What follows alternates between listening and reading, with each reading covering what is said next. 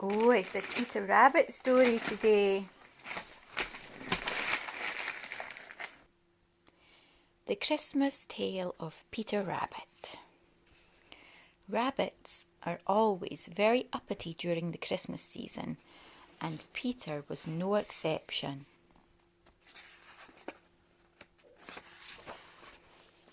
After upsetting a third bowl of mincemeat onto the sandy floor, he was sent to his aunt's to fetch a cup of suet. On the way, Peter bumped into his cousin, Benjamin Bunny. He was looking equally gloomy. His mother had sent him to Mrs. Rabbit's for a handful of raisins. "Let's stay out of the way for a bit," suggested Peter. "Good idea," said Benjamin. The cousins set about playing rabbit cricket with holly berries and fir cones when William sauntered by. William was a turkey. He was a puffed-up person full of his own importance. Nothing made him happier than his brave, bold fan of tail feathers, which rattled upon the cobbles as he strutted about. "Christmas is a fine time, he gobbled at Benjamin and Peter. "I am not sent to fetch suet or raisins. Mrs. McGregor brings me such treats every day. Nothing is too good. I am their honoured guest." And here William lowered his voice and said in an important whisper, "For they say that on Christmas Day they are to have me for dinner." Quite quickly, Peter and Benjamin were struck by the same horrible thought. "Will you tell him or shall I?" whispered Benjamin nervously. "Roasted," said William. "Are you quite mad? To think they would harm a single feather on my exquisite head. Never!" And he puffed out his chest even more and rushed about in little cross circles. But then Peter told him that his father had been put into a pie and eaten by Mr. and Mrs. McGregor. William's wattle went white. "Roasted," he said again very faintly. Peter and Benjamin felt very uncomfortable. Later, in a corner of the sandy burrow, the cousins held a whispered council of war. "We shan't let them do it," said Peter. "How are we going to stop them?" asked Benjamin. "We'll hide him," resolved Peter. "Good idea," said Benjamin admiringly. They had both been severely scolded for forgetting the suet and raisins. The next day, William was exceedingly relieved to hear of the plan. He had not slept very well, owing to some very bad dreams. First of all, Peter and Benjamin tried hiding William upside down in the shed, where the pheasant and woodcock were hung.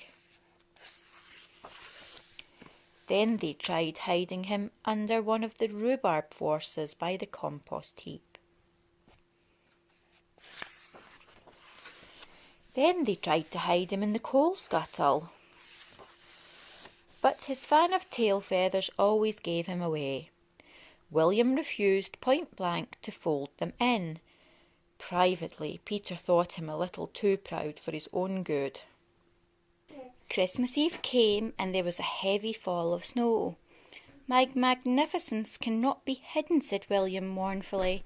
"If I run away, they will see my tracks in the snow. I can only wait for the axe to fall." Just then, Mrs. McGregor crossed the yard wearing a large bonnet trimmed with feathers. She was on her way to the Christmas fair. Benjamin had quite an unexpected idea. Moments later, Mr. McGregor came into the yard waving a cleaver. "Time to dispatch that turkey," he muttered, licking his lips. But William was not in his shed. Nor was he by the kitchen window, waiting to be fed scraps.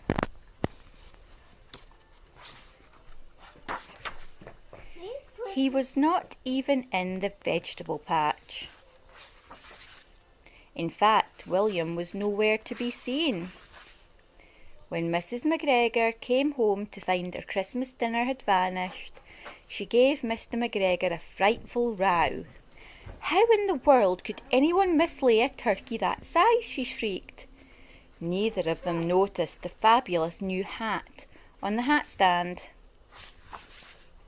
On Christmas Day, Mr. and Mrs. McGregor had nothing for dinner but boiled potatoes and winter cabbage, the sprouts having succumbed to an early frost.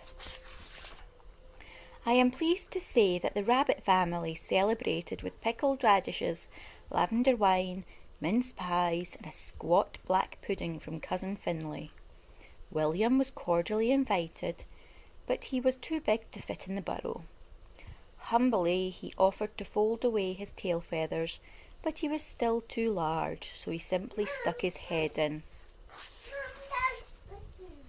Later, Peter and Benjamin brought out a plate of special barley cake that Mrs. Rabbit had made for him. "Happy Christmas, William," they said.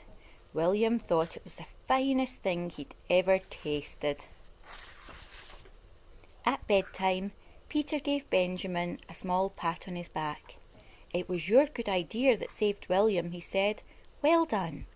Benjamin Bunny thought he had never been so happy.